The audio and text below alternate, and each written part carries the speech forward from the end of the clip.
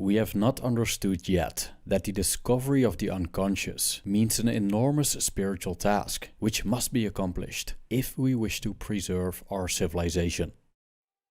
Carl Jung.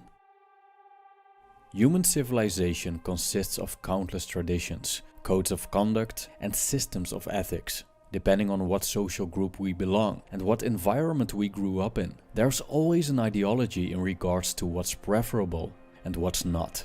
Therefore, we develop a set of behaviors in order to fit the situations we find ourselves in. We create a fake persona that reflects how the world wants to see us. We consciously hide a part of our undesirable characteristics behind the masks we wear. However, as Swiss psychiatrist Carl Jung observed, there's an unwanted part of ourselves that we are not conscious of. Jung called this the shadow. The shadow is a result of the imbalance between who we want to be and who we truly are. The more we repress, the denser the shadow becomes. And because we are unaware of what's lurking in the dark, we're at risk that it lashes out unexpectedly, with all the consequences that this entails. According to Jung, part of self-realization is the integration of the shadow into our personality. When we make the unconscious conscious and stop rejecting the unwanted parts of ourselves, we break the chains that hold us back from moving towards a state of wholeness. The process of integrating our dark side is called shadow work.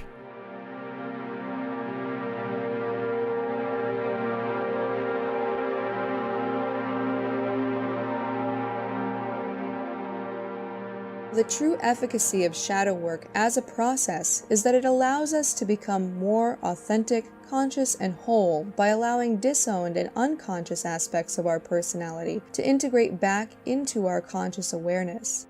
In order to understand why the process of shadow work lends itself so well to these ends, we must first understand that shadow work is a subtractive process and not an additive process. This means that it's not about directly and actively adding unconscious aspects of our personality back into our conscious awareness. In reality, it's about subtracting the barriers to consciousness that are the root cause of why those aspects are repressed away in the first place. You can think of these barriers to consciousness a lot like a dam, and the conscious and unconscious aspects of ourself a lot like water. Thus, in this metaphor, all the water that builds up in the reservoir of the dam is a representation of the parts of our psyche that end up unconscious to us and in the shadow. These obstructed aspects of the self are thus unable to flow from the unconscious mind to the conscious mind because there is a metaphorical dam in the way. So in terms of our dam metaphor, it's not very effective to start actively bailing water from the reservoir of the dam to the other side. It's much more effective to simply remove the dam. And if you do that, the water will naturally and effortlessly find its level and flow downstream.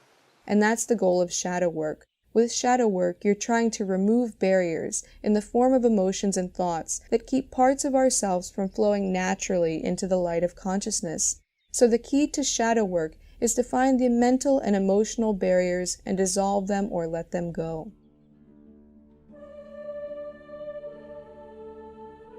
Before integration can take place, it's essential to acknowledge the existence of our shadow.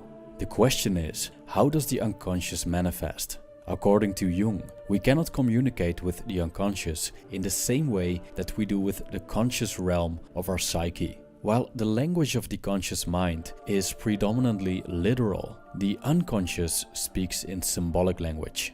This language is built on metaphors and archetypes.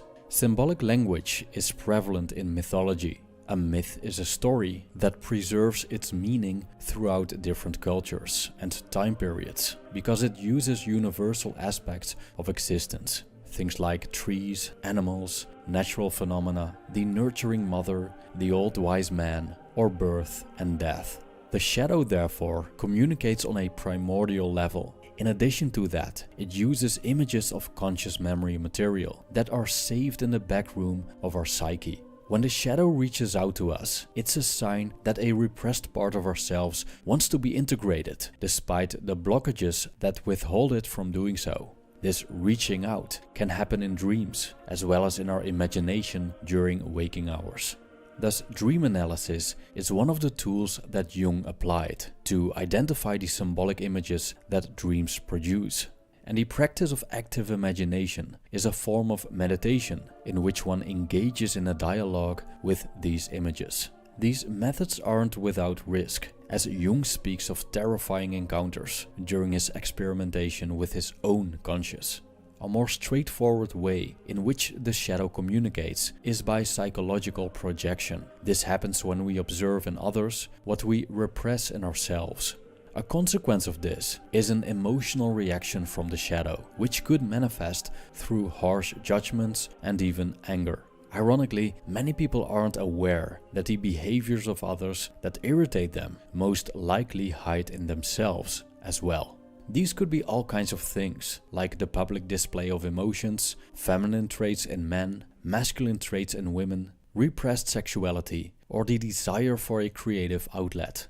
There are many reasons why we would feel the need to get rid of these traits, but by repression we cast them into the shadow. This may hide them, but it doesn't mean that they are gone. And what's devoid of light starts to fester until it becomes a demon that pulls the strings behind the curtain without us even realizing it.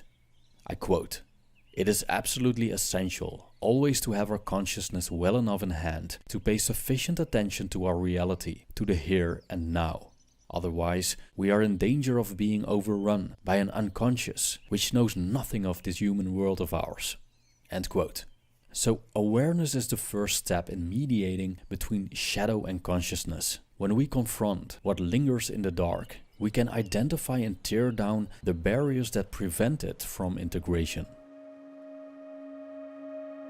As we are engaged in the process of shadow work, we must first understand that the state of entropy for our psyche is wholeness and total integration. This means that there is already a constant psychological force pulling us back into a state of conscious integration as our natural set point. And it is only the resistance against wholeness and integration that creates a barrier to reaching this state of entropy. This is why meditation is so effective as a consciousness work practice, but that's a topic for a different day. So to do shadow work, we must first find the parts of ourselves that we are resisting against so that we can understand the nature of our resistance and eventually unravel that resistance and let down our guard.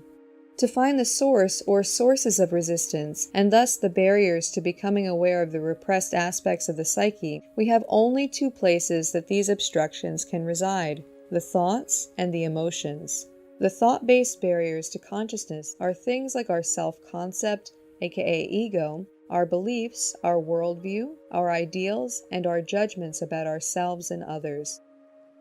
So to let go of these barriers, we must first call all of these things into question and see if they are actually based in truth. And perhaps most importantly, we have to dig into our motives for attaching ourselves to these thought-based barriers to consciousness in the first place.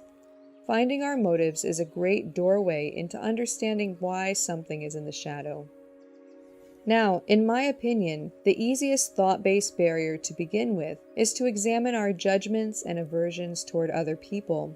So, if we ever find ourselves propping up our own identity by internally or externally judging someone else, this is something to pay attention to and to try to find deeper motives for this judgment arising.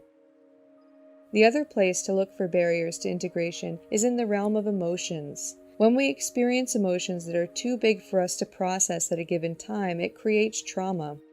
And the trauma response causes the mind-body complex to work together to keep us unconscious of those emotions, to keep us from being overwhelmed by them. So if we still have old emotional wounds that have not been processed or healed, the trauma response of the mind and body will continue to keep certain memories and parts of the self repressed away from the light of consciousness. These barriers to consciousness can be dissolved through focusing toward processing old traumas and engaging in an emotional exploration of the repressed aspects of the self. Shadow work is the umbrella term given to different methods to achieve shadow integration. Owning our dark side isn't a matter of adding, but a matter of subtracting. So instead of actively bringing back unconscious aspects into our personalities, we aim for removing the blockages that resist the motions of entropy, so we embark on a natural flow toward wholeness. Needless to say, this starts with the acknowledgement that below the surface of our conscious awareness, there is indeed a dark side. Thank you for watching.